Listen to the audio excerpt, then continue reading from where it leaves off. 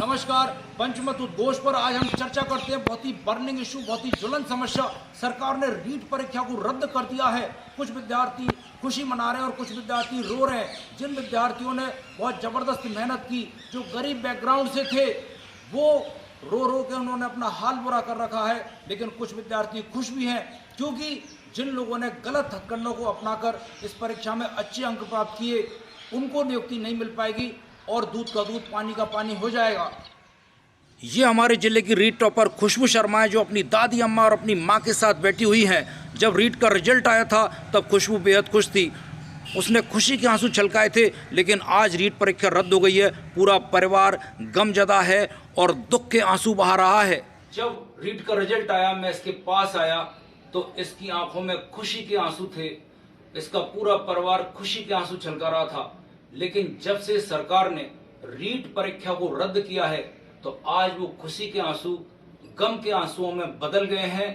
और प्यारी बेटी खुशबू की आंखें रो रो के सूज गई हैं और रद्द हुई है। इसके बारे में आपका क्या कहना है? सर, अगर ये एग्जाम में सब कुछ ऐसे था, पेपर होने के जस्ट अगले दिन ही ये न्यूज आने लग गई थी कि पेपर आउट हो चुका है, लोग पकड़ने में आ रहे हैं, तो सरकार को उसी समय एक कदम उठाना चाहिए था। उन्होंने उस समय तो कोई कदम ना उठा करके इस भर्ती को आगे बढ़ाया और हमारे सामने शिक्षक भर्ती का नया फॉर्म ला के खड़ा किया। तो हमारे मन में भी हो गया कि चलो हमारे इतने अच्छे नंबर आए हैं तो हमारी नौकरी लग जाएगी। हमारे भी कुछ सपने हो गए थे, हमने भी कुछ आशाएं मान ली थी इससे। पर आज एकदम से ऐसे करते हुए इन्होंने सारी हमारे उम्मीदों पे पानी फेर दिया है। और जो इनको करना है वो ये चाहिए था कि दोषियों को पकड़े। अगर जब रद्द नहीं कर पाई, इन्होंने आगे बढ़ा दिया इसको, तो अभी दोषियों को पकड़ना चाहिए था। और सीएम ने बोला भी था, अशोक गहलोत जी ने, कि वो हमारे साथ न्याय करेगी, पर उन्होंने तो हमारे साथ अन्याय कर दिया। हम पढ़ने वालों का तो कुछ भी नहीं रहा। यानी आपको हमारी 3 साल की मेहनत बिल्कुल पानी फेर दिया गया। हमें तो कुछ भी नहीं मिला उस मेहनत से। कहते हैं कि मेहनत का फल सबको मिलता है, पर हमें तो कुछ भी नहीं मिला इससे। खुशबू शर्मा का ये मानना है कि जो लोग दोषी थे उनको सजा मिलनी चाहिए थी। पूरी परीक्षा रद्द करने से आखिरकार इन निर्दोष बच्चों का क्या इसमें लेना देना था? इनको क्यों ये सजा भुगतनी पड़ रही है?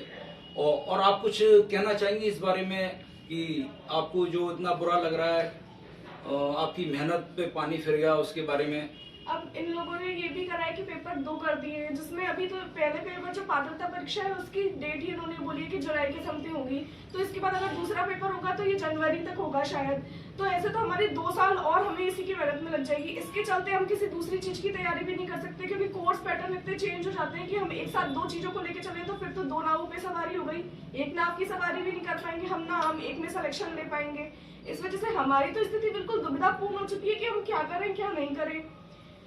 अब सरकार या तो इसे पात्रता मानती तो भी हमारे लिए एक हद तक था कि चलो जुलाई में एग्जाम हो जाएगी। हम सोच लेते कि चलो हमारा सिर्फ एक जो हमें वो पोस्टिंग मिलती वो डिले हुई है, 6 महीने डिले हुई है। हम ये सोच सकते हैं कि हम मेहनत से वापस ले आएंगे, पर अब तो इन्होंने इतना लंबा समय खींच लिया है कि क्या ही कर सकते हैं।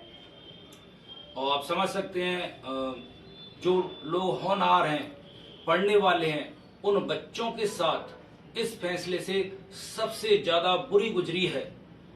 सरकार ने जो फैसला लिया वो हो सकता है कि कुछ हलकों में ठीक माना जाता रहा हो, लेकिन और भी बेहतर ये होता कि जो लोग दोषी थे उनको गिरफ्तार किया जाता, उनको सजा दी जाती, और जो बच्चे मेहनत करके पास हुए हैं उनको उनकी मेहनत का अच्छा फल मिल पाता। अगर इसको भी पात्रता परीक्षा कर देते हैं तो भी हमें जुलाई में एग्जाम लगेगी, उसमें भी हमें मदद ही मिलेगी उससे भी, कि एक ही पेपर देना पड़ेगा हमें। पर अगर हम अब पात्रता देंगे फिर उसके बाद हमें मेन एग्जाम देना पड़ेगा, तो हमें भी तो 2 साल का टाइम वापस से देना पड़ेगा। हमारा इतना टाइम पता नहीं हमें मिले भी या ना मिले। कोई जरूरी तो नहीं कि हमारी सिचुएशन बिल्कुल वैसी ही हो जैसे हमारे पास पहले थी। आपको हिम्मत हारने की जरूरत नहीं है। आप अभी बहुत इंटेलिजेंट बच्चे हैं, आप मेहनत के साथ फिर से जुड़ सकते हैं इसमें। बिल्कुल सर, वो तो है ही हमारे पास। रीट परीक्षा रद्द होने के बाद मैं कुछ रीट अभ्यर्थियों के पास बैठा हुआ हूं और इनसे जानने की मैं प्रयास कर रहा हूं कि रीट परीक्षा रद्द होने पर इनकी क्या प्रतिक्रिया है। ये एक रीट अभ्यर्थी है। आप बताइए, सरकार के रीट की परीक्षा रद्द करने से आपको कैसा महसूस हुआ? रीट भर्ती परीक्षा को रद्द करने से थोड़ा मतलब एक सकारात्मक और मतलब ये ठीक निर्णय है, और कहीं ना कहीं कुछ अभ्यर्थियों के लिए ये नकारात्मक भी है, लेकिन हम ये चाहते हैं कि सीबीआई जांच होकर और पूरे मामले का दूध और पानी का पानी होना चाहिए, जिससे कि मतलब जो लोग पेपर लीक प्रकरण में शामिल थे उनको कठोर से कठोर सजा हो। तो आने वाले भविष्य में जो पेपर लगेंगे तो उनमें मतलब पेपर लीक करने वाले कहीं ना कहीं कतराएंगे और इससे पेपर लीक मामले घटेंगे। यानी इनका मानना यह है कि अगर सरकार सीबीआई से जांच करवाती है तो दूध का दूध और पानी का पानी हो जाएगा, यानी जो लोग दोषी हैं वो पकड़ में आ जाएंगे। आपका क्या मानना है, सीबीआई जांच से ऐसा क्या फायदा होगा? सीबीआई जांच से ये फायदा होगा कि आने वाली जो भर्ती है, जितने भी पेपर आउट हुए हैं तो उनका खुलासा हो जाएगा और आने वाले टाइम में जो हो सकता है ऐसा कानून बन जाए जैसे पोक्सो एक्ट है 2012 वाला, उसमें तुरंत 45 दिन में न्याय होता है। तो ऐसे ही इन भर्तियों के लिए एक फास्ट ट्रैक कोर्ट लागू किया जाए, ऐसा कानून हो। और ये रीट का ये दूसरा पेपर होगा ना, इसमें क्या है कि पहले 2013-12 में डिस्ट्रिक्ट वाइज मेरिट बनती थी, तो अब इसमें डिस्ट्रिक्ट वाइज मेरिट बनाने नहीं चाहिए मेरे हिसाब से, तो वही स्टेट वाइज मेरिट बननी चाहिए। तो आपने देखा कि रीट परीक्षा रद्द होने के सरकार के निर्णय को लेकर विद्यार्थियों में और खासतौर से रीट अभ्यर्थियों में एक मिक्स्ड रिएक्शन आई है। कुछ लोग कह रहे हैं कि बहुत अच्छा हुआ और कुछ लोग इसको रद्द होने पर बहुत दुखी भी हैं।